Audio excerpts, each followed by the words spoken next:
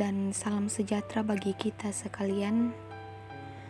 Kembali kita berjumpa lagi dalam santapan rohani kita bersama Jemaat Silo Campagaya pada pagi hari ini, edisi Kamis 26 Oktober tahun 2023. Doa dan harapan saya, kiranya Bapak Ibu Saudara-saudari semua dalam keadaan yang baik, sehat, dan tentunya penuh sukacita dan berlimpah oleh berkat Tuhan.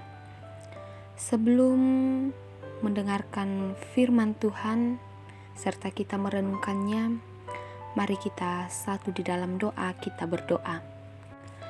Bapa di surga, kami bersyukur pagi ini kami boleh dibangunkan dengan penuh keberkatan. Terima kasih Bapa, kami dapat menikmati kehidupan pagi ini dengan penuh kebahagiaan dan mengawali akan setiap aktivitas kami sepanjang hari ini. Kami akan melandasinya dengan membaca dan merenungkan firman-Mu. Berilah kami hikmat dan tuntun kami agar dapat memahami segala perkataan-Mu melalui firman-Mu ini dan dapat menjadi pelita dalam kehidupan kami masing-masing. Dalam Kristus Yesus kami berdoa. Amin. Firman Tuhan yang akan menyapa kita pada pagi hari ini dari surat Yakobus pasal 2 ayatnya yang ke-14 hingga ayatnya yang ke-26. Firman Tuhan, iman tanpa perbuatan pada hakikatnya adalah mati. Apakah gunanya, saudara-saudaraku, jika engkau mengatakan bahwa ia mempunyai iman, padahal ia tidak mempunyai perbuatan? Dapatkah iman itu menyelamatkan dia? Jika seorang saudara atau saudari tidak mempunyai pakaian dan kekurangan makanan sehari-hari, dan seorang dari antara kamu berkata, "Selamat jalan, kenakanlah kain panas dan makanlah sampai kenyang," tetapi ia tidak memberikan kepadanya apa yang perlu bagi tubuhnya, apakah gunanya itu? Demikian juga halnya dengan iman. Jika iman itu tidak disertai dengan perbuatan, maka iman itu pada hakikatnya adalah mati.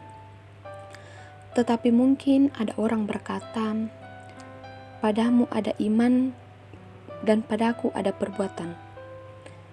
Aku akan menjawab dia, "Tunjukkanlah kepadaku imanmu itu tanpa perbuatan, dan aku akan menunjukkan kepadamu imanku dari perbuatan-perbuatanku."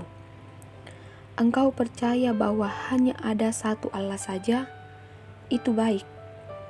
Tetapi setan-setan pun juga percaya akan hal itu dan mereka gemetar. Hai manusia yang bebal, maukah engkau mengakui sekarang bahwa iman tanpa perbuatan adalah iman yang kosong? Bukankah Abraham bapa kita dibenarkan karena perbuatan-perbuatannya ketika ia mempersembahkan Ishak anaknya di atas mezbah? Kamu lihat bahwa iman bekerja sama dengan perbuatan-perbuatan, dan oleh perbuatan-perbuatan itu iman menjadi sempurna.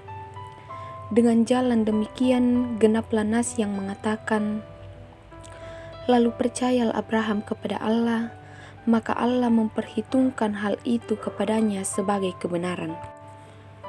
Karena itu Abraham disebut sahabat Allah.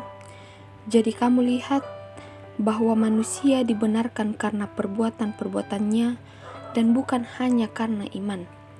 Dan bukankah demikian juga Rahab, pelacur itu dibenarkan karena perbuatan-perbuatannya? Ketika ia menyembunyikan orang-orang yang disuruh itu di dalam rumahnya, lalu menolong mereka lolos melalui jalan yang lain. Sebab seperti tubuh tanpa roh adalah mati, demikian juga iman tanpa perbuatan-perbuatan adalah mati. Demikianlah firman Tuhan. Amin. Bacaan kita pada pagi hari ini dari Yakobus pasal 2 ayat yang ke-14 hingga ayatnya yang ke-26 diberikan satu tema, bukti iman adalah perbuatan. Kita sudah sangat sering mendengarkan ungkapan Jika iman tidak disertai dengan perbuatan, maka iman itu pada hakikatnya mati. Dalam ayat yang ke-17b dari surat Yakobus. Ungkapan ini berkaitan erat dengan keseluruhan bacaan kita.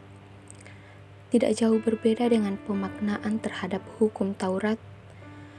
Keseluruhan surat ini juga menekankan nasihat dan petunjuk hidup bagi orang-orang percaya yang tersebar di Kekaisaran Roma. Pada pasal 2 ayatnya yang ke-14 hingga ayatnya yang ke-26, Yakobus berupaya menjelaskan bahwa beriman berarti bertindak dalam kebenaran. Menurutnya, iman tanpa perbuatan yang benar adalah iman yang mati. Yakobus menentang orang-orang percaya untuk mewujudkan perintah untuk mengasihi sesama manusia seperti diri sendiri. Ajaran tersebut berakar pada kasih Allah di dalam Yesus Kristus yang sempurna. Jika manusia hanya sampai pada titik mengaku beriman, tetapi tidak berbuat dalam kebenaran, maka seseorang tidak benar-benar beriman. Teks ini sendiri dikaitkan dengan pengakuan iman Abraham. Abraham dibenarkan bukan atas dasar iman yang kosong, melainkan oleh keselarasan iman dan perbuatannya. Perbuatan Abraham menjadi teladan dalam menyatakan keberimanan kepada Allah di dalam Yesus Kristus. Menjadi pertanyaan bagi kita, lalu bagaimana wujud iman dalam perbuatan? Bapak, Ibu, saudara-saudari yang terkasih, perkataan atau ucapan yang tidak konkret dan selaras dengan perbuatan yang baik adalah omong kosong. Bagaimanapun bentuk perhatian yang hanya melalui kata-kata tidak memberi pertolongan kepada orang yang sedang kedinginan dan kelaparan, karena yang dibutuhkan adalah makanan dan pakaian. Jadi, selaku orang yang mengaku percaya kepada Yesus Kristus, kita tidak berhenti sampai pada pengakuan di mulut, melainkan pengakuan itu berdiri dan duduk bersama di dalam perbuatan kita. Amin. Mari kita berdoa. Ya Tuhan, Allah Bapa dalam kerajaan sorga, kami datang kepadamu bersyukur atas firman-Mu yang telah kami dengarkan bersama-sama. Mampukanlah kami Tuhan untuk memahami dan melakukannya dalam setiap kehidupan kami. Biarkanlah hidup kami tetap terus bertumbuh mengenal Tuhan, agar kami belajar sungguh-sungguh bergantung pada kasih karunia Tuhan dan tidak mengandalkan setiap kekuatan yang ada pada diri kami. Sebab kami tahu kami berdiri kokoh itu semua hanya karena Tuhan yang setia. Lawat seluruh kehidupan keluarga jemaat Tuhan. Berkati setiap jerih lelah di atas keringat usaha pekerjaan mereka. Dan Tuhan yang tetap senantiasa berkati dan izinkan mereka untuk selalu merasakan pemeliharaan Tuhan yang begitu besar di atas seluruh kehidupan mereka. Mari Tuhan berkati setiap anak-anak-Mu di dalam masa pertumbuhan mereka, dalam masa pendidikan mereka, bahkan di tengah-tengah pekerjaan anak-anak Tuhan, Tuhan yang senantiasa memperlengkapi mereka, Tuhan yang senantiasa berada di dalamnya, menuntun dan menolong mereka. Biarkanlah ya Tuhan, apa yang menjadi masa muda dari setiap anak-anak Tuhan, biarlah semuanya dapat tercapai oleh karena Tuhan yang senantiasa menolong mereka. Bapa di sorga, berdoa bagi segenap jemaat Tuhan yang bersyukur atas pertambahan usia yang boleh dialami pada hari ini. Kiranya Tuhan yang senantiasa menolong mereka di dalam menjalani sepanjang kehidupan mereka.